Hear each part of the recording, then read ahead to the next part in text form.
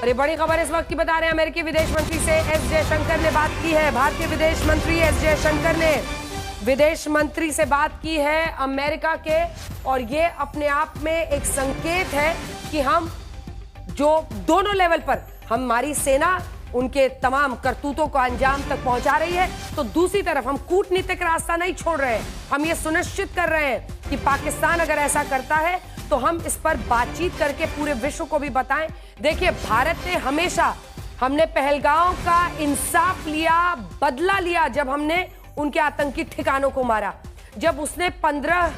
शहरों पर बीती रात हमले की कोशिश की तो हमने उसको निरस्त किया और फिर जवाबी कार्रवाई में ड्रोन से हमला किया। आज फिर जब वो मिसाइल्स और ड्रोन इस तरह से मार रहा है तो फिर हम जवाबी कार्रवाई कर रहे हैं। और इस बीच कूटनीति के पैमाने पर भी भारतीय विदेश मंत्री अमेरिका के विदेश मंत्री से बातचीत कर रहे हैं, ताकि हम विश्व के साथ जो कूटनीतिक स्तर पर भी एक चर्चा होनी चाहिए उसको हम जारी रखें, ताकि दोनों ही हमारे जो पैरेलल लाइंस हैं उस पर हम अपनी कार्रवाई को, कहीं पर भी रिस्क नहीं मोल लेना है, कहीं पर भी कोई लूप होल नहीं छोड़ना है। और यही भारतीय सरकार की इस वक्त मंशा दिख रही है। सेना तैनात है, हर मोर्चे पर इस वक्त हमारा डिफेंस सिस्टम लगा हुआ है, क्योंकि बौखलाया हुआ ये आतंकी मुल्क, मतलब ये कितना शर्मनाक है कि रात के अंधेरे में वो रिहायशी इलाकों पर, और हमें जानकारी थी, हम मॉक ड्रिल क्यों कर रहे थे, हम ब्लैकआउट्स क्यों प्रैक्टिस कर रहे थे, क्योंकि हमें पता था कि यहाँ पर तो आतंकी ठिकाने हैं नहीं जैसा हमने उनके आतंकी ठिकाने में। और सबसे ज्यादा दर्द तो इस बात का हो रहा है कि पंजाब पाकिस्तान में हमने 4 ठिकानों पर आतंकी जो ठिकाने थे, चाहे बहावलपुर हो या फिर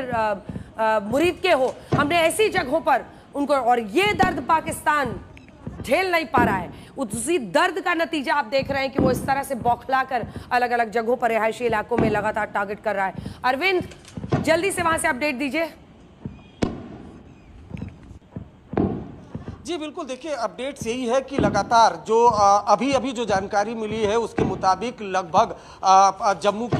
कश्मीर की बात कर ले, क्योंकि अवंतीपुरा जो एयरबेस है वहां से भी कुछ ड्रोन इंटरसेप्ट होने की जानकारी हमें मिली है। जो ये ड्रोन और मिसाइल अटैक किया पाकिस्तान ने, अब जो हमें समझ में आ रहा है वो ये समझ में आ रहा है कि खासतौर से जो इंडियन एयरबेस है उसको निशाना बनाने की कोशिश है, लेकिन रिहायशी इलाकों में भी ड्रोन इंटरसेप्ट हो रहा है। तो इससे पाकिस्तान सीधा बेनकाब होगा, क्योंकि 22 अप्रैल में पहलगाम में जो आतंकवादी हमला हुआ था उसके बाद भारत ने पाकिस्तान और पीओके में सिर्फ उन ठिकानों को निशाना बनाया, किसी रिहायशी इलाके को निशाना नहीं बनाया, उन ठिकानों को निशाना बनाया जो जैश और लश्कर के और हिजबुल के लॉन्च पैड थे, उनके ठिकाने थे, उनके तमाम बेस थे, उनको निशाना बनाया था। रिहायशी इलाकों को नहीं बनाया था। यहाँ रिहायशी इलाकों को निशाना बनाने की कोशिश लगातार